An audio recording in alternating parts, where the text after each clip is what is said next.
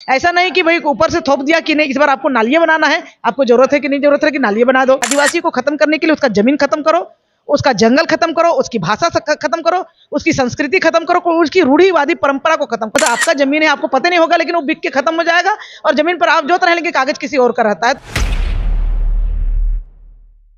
पेशा कानून को लागू करवाने के लिए यहाँ पे अभी आदिवासी समाज जुटे हुए हैं। हमारे से बातचीत करने के लिए पेशा कानून के विषय में हार्दिक हुजूर जी हैं। दीदी, पेशा कानून जो है झारखंडियों के लिए कितना आवश्यक है?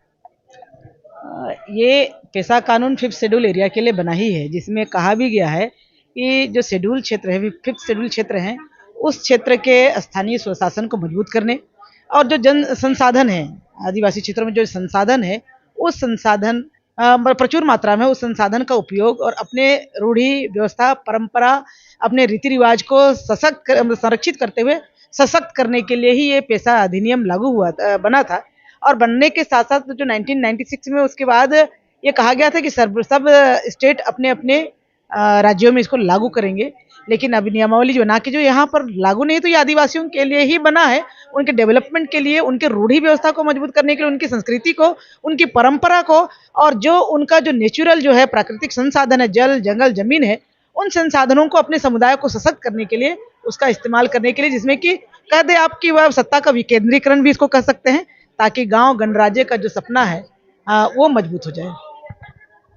पेशा कानून लागू होने से जो आदिवासी बहुल गांव है उसमें क्या परिवर्तन होगा? आदिवासियों में क्या परिवर्तन होगा? जिसमें पेशा अधिनियम के तहत कहा ही गया है, जिसमें कि है कि 5th शेड्यूल एरिया के अंतर्गत जो जहाँ की आदिवासी बहुल क्षेत्र हैं उसमें लागू होगा। और 5th शेड्यूल एरिया रहने से जो एकदम जो मूल बात फिर से हमने आपको कहा था, फिर कह रहे हैं कि जनजातियों का, आदिवासियों का अपनी रूढ़ी व्यवस्था परंपरा वो अलग है, तो उस रूढ़ी व्यवस्था परंपरा को मजबूत करने में आपको मदद मिलेगी। ग्राम सभा जो होगी, ग्राम सभा की अध्यक्षता वही रूढ़िवादी परंपरा व्यवस्था को जो संचालित करने वाले लोग ही उस ग्राम सभा के जो अध्यक्ष होंगे, और आपके जो बहुत सारी व्यवस्थाएं जो आपका आदिवासी क्षेत्र में, वो व्यवस्थाएं मजबूत होगी। और मजबूत करने के लिए आप जिस रूढ़ी व्यवस्था की, जिस रूढ़ी परंपरा की बात करते हैं, वो जानने वाले लोग रहेंगे, तो वो बहुत बेहतर ढंग से इसको लागू कर सकते हैं। इसके साथ ही साथ बहुत सारा आपका जो आदिवासी क्षेत्रों में जल से है, वन से है, पानी से है, या खनन से है, या बहुत सारा ऐसे संसाधन है, उन संसाधनों का भी वो ग्राम सभा पर अधिकार होगा। और गांव वाले तय करेंगे कि गांव के लिए, उस गांव के लिए, उस क्षेत्र के लिए विकास की कौन सी योजना बेहतर होगी, और उसके हिसाब से उस जो संसाधन आपका होगा, पूरे गांव वाला का उस पर अधिकार, सामूहिक अधिकार होगा। और उसमें सामूहिक तौर पर उस गांव में रहने वाले जितने भी 18 साल से ऊपर के जितने भी लोग हैं, सब लोग उस ग्राम सभा के हिस्से मतलब सदस्य होंगे, और वो तय करेंगे मिलके कि वो उन गाँव के लिए क्या जरूरी है। ऐसा नहीं कि भाई ऊपर से थोप दिया कि नहीं इस बार आपको नालियां बनाना है, आपको जरूरत है कि नहीं जरूरत है कि नालियां बना दो। नहीं, इस बार आपको मतलब ऐसा पेपर ब्लॉक बनाना है तो वही बना दो। हमारे गांव के लिए हो सके उस दिन उस जगह बोरा बांध की आवश्यकता होगी, हो सके उस दिन हमारा जंगल का कोई ऐसा क्षेत्र है जहां पर कि हमको उसको बचाने की आवश्यकता होगी, पेड़ संरक्षण या पर्यावरण की बात होगी, तो वो गांव वाले तय कर पाएंगे कि कहाँ बेहतर होगा। वो तालाब बनाने से बेहतर होगा कि चेक डैम बनाने से बेहतर होगा, कि क्या वो गांव वाला तय करेंगे, उनका पैसा और उन्हीं पर होगा। और बहुत सारे जो सेंट्रल गवर्नमेंट से भी जो पैसा नियमावली लागू होने के बाद जो फंड मिलते हैं, वो भी 1400 करोड़ वापस होना, तो कहीं ना कहीं अगर यहाँ के रूढ़िवादी परंपरा के तहत जो आपका ग्राम प्रधान है, ग्राम की व्यवस्था है, और वो तय करने से वो भी गांव के विकास के लिए, अल्टीमेटली गांव का विकास होगा तो उस राज्य का विकास होगा। और इस चूंकि झारखंड राज्य है या 5th शेड्यूल एरिया में जहाँ आदिवासी है, तो जब तक आदिवासियों का विकास आप की बात नहीं करोगे तो आपका डेवलपमेंट का आधा अधूरा रह जाएगा, और इसी के लिए अलग झारखंड राज्य का भी निर्माण होगा। झारखंड में अभी फिलहाल देखा जा रहा है कि आदिवासियों का जो जमीन है वो सादा पट्टा में बहुत ज़्यादा बिक रहा है।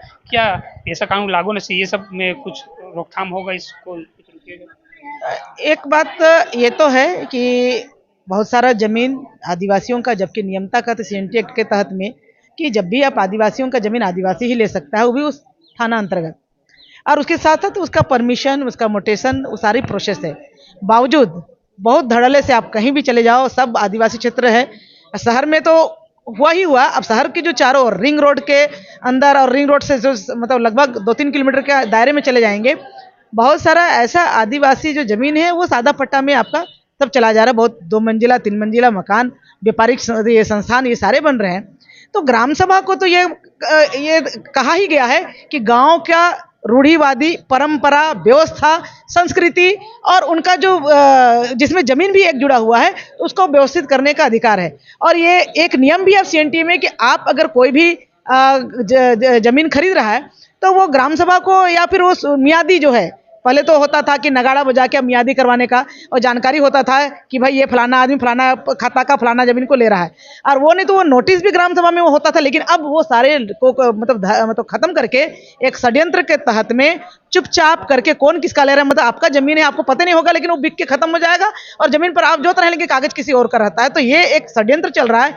आदिवासियों को खत्म करने का। आदिवासी को खत्म करने के लिए उसका जमीन खत्म करो, उसका जंगल खत्म करो, उसकी भाषा खत्म करो, उसकी संस्कृति खत्म करो, उसकी रूढ़िवादी परंपरा को खत्म करो। और ये खत्म कर दोगे तो आदिवासी का पहचान खत्म होगा, उसकी भाषा खत्म करो, क्योंकि भाषा उसकी जिह्वा होती है, जीभ होती है। किसी भी इंसान का जीभ काट दो तो बोलेगा कैसे? ये षड्यंत्र चल रही है। इस षड्यंत्र को खत्म करने के लिए, आदिवासियों की पहचान के लिए, क्योंकि झारखंड बना भी था कि आदिवासियों को व्यवस्थित, संरक्षित, मजबूत और सशक्त करने के लिए, तो इसीलिए पेशा कानून लागू करे सरकार। ये मांग को लेकर आज हम लोग राजभवन की ओर कुछ करेंगे।